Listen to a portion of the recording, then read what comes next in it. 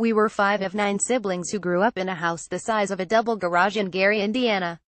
We weren't allowed to touch our father's guitar when he went to work. Of course I did. My mom would let us play, and he found out because I'd broken a string. He scolded me, put a new string on and said, "Show me what you know." He was surprised that I could play, so gave me the guitar and I just started learning every Motown song, with Jackie, Jermaine and myself singing. When we heard Michael sing, our tongues fell out of our mouths. We invited our other little brother, Marlon, to join as well, and that was the start of the Jackson 5.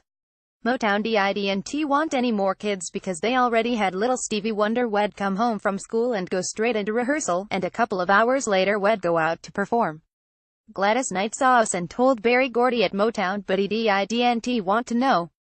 Then when we opened for Bobby Taylor, the Vancouver's Bobby told Berry, "You've got to see these kids." We'd just been asked to appear on David Frost's TV show, which was national, so when we had to cancel that to audition for Motown, I didn't want to go. Berry still wasn't that interested either because he already had little Stevie Wonder and didn't want to deal with more kids, but we stunned him so much he walked over and said, "I'm gonna get you guys 3 no ones in a row." We were more excited to be in his mansion. He had a bowling alley, a golf course.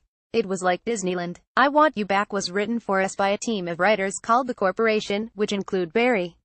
Michael was 10 years old, but he sang it like a bird.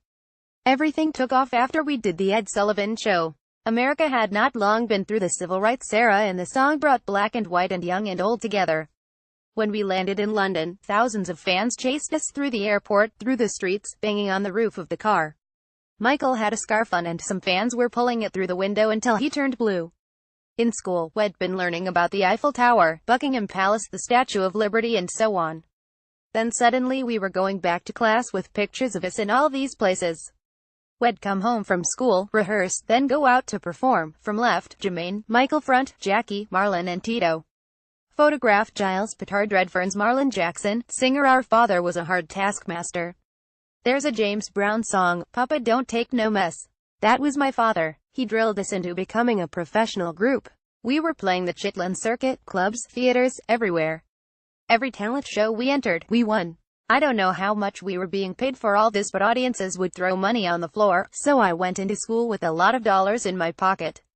When we auditioned for Motown, Marvin Gaye was there, The Temptations, Diana Ross, all of them. We were singing their songs while they were looking at us. We started recording in Hitsville Studios in Detroit, then Motown relocated to Los Angeles, so we finished the songs there. A neighbor ran over yelling, "You're on the radio." Marlon Jackson, "I Want You Back" was one of the last songs we recorded in those sessions. We could all play instruments, but we weren't allowed to play on the records because Motown wanted them to sound really tight, so they had top musicians. As kids, you don't know how good those songs are. You just sing what you're told to sing. I remember hearing the finished record for the first time when our next-door neighbor ran over with a portable radio yelling, "You're on the radio." Then our first 4 singles went to #1, which nobody had ever done before.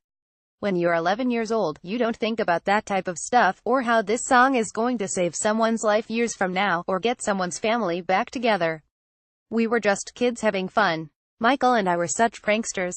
We'd put itching powder on men's bald spots, or put a bucket of water over a door so that when someone walked in they'd get a soaking. We never threw televisions out of windows. Our first album was called Diana Ross Presents the Jackson 5, but she wasn't that much older than us and had a lot of kid in her. We were always having pillow fights. Tito Jackson's debut solo album, Tito Time, is out now.